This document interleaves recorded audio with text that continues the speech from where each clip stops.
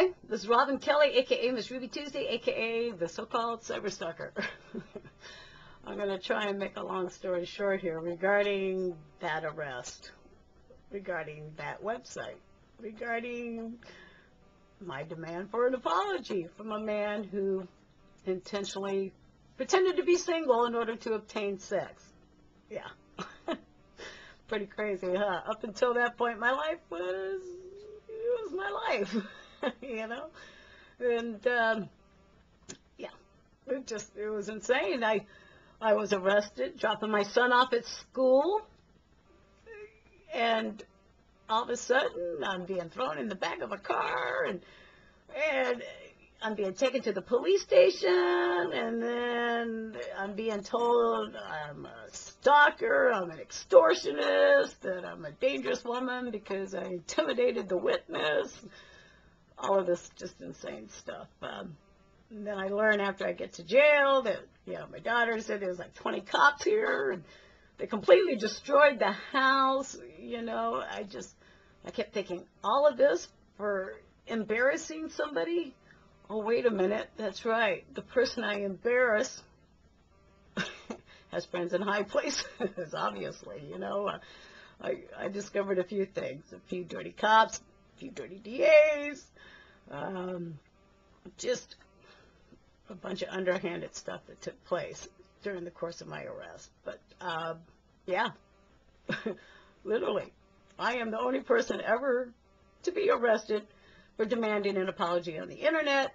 And when I was in jail, I had a public defender who clearly said to me, you know, had you stolen something, I'd know what to do here. Had you committed arson, I'd know what to do. If you were on drugs, I'd know what to do. But I don't know how to tell you this. No one's ever been arrested for demanding an apology before because, well, we just opened up the new computer division. So we're going to be here at least 2 years. And my bail was $200,000 for embarrassing Jim Day, who lives in Nevada. Technically, the taxpayers, you know, if they only realize, and I'm sure by now they've done the math, the thousands and thousands and thousands of dollars between me being prosecuted, me being in jail, the probation, you know, I learned the steps there. And, yeah, it's the public defender's job to get you to plead guilty because that way the state doesn't have to repay the money they spent prosecuting you. And, you know, when you're on probation, their goal is to get you to graduate from probation to parole so that they can justify you being on probation. Well, you know, I came out of probation with flying colors. No, they came to my house quite a few times, turned it upside down quite a few times, but no, there was nothing there. But the rough part was knowing that when they destroyed this house, the police, the Simi Valley police, that they took every picture of my life, you know, from the time I was an itty-bitty baby, you know, from when I was on American Bandstand, when I was a wrestler, you know, when I wrestled Andy Kaufman, and they tried to destroy it.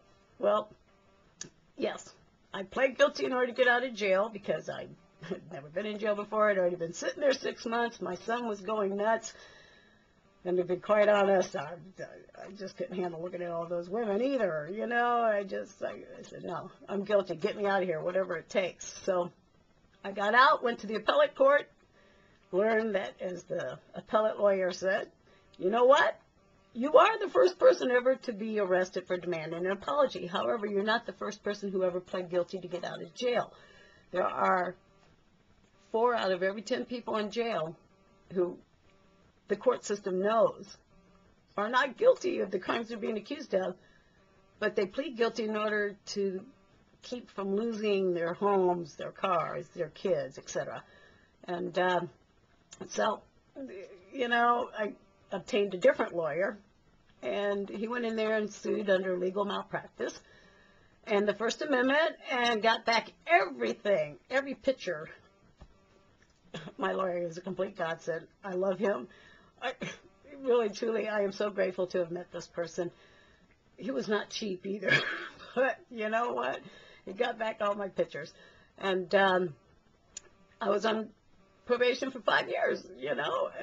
I wasn't allowed to use a computer, not allowed to leave the county, etc. And now, well, life is good. But all in all, no. I don't think I belonged in jail for a man who needed sex. I don't think that the papers, the press, were kind in this situation because they intentionally omitted why I was demanding that apology from Jim Day, because he's one of their own, you know.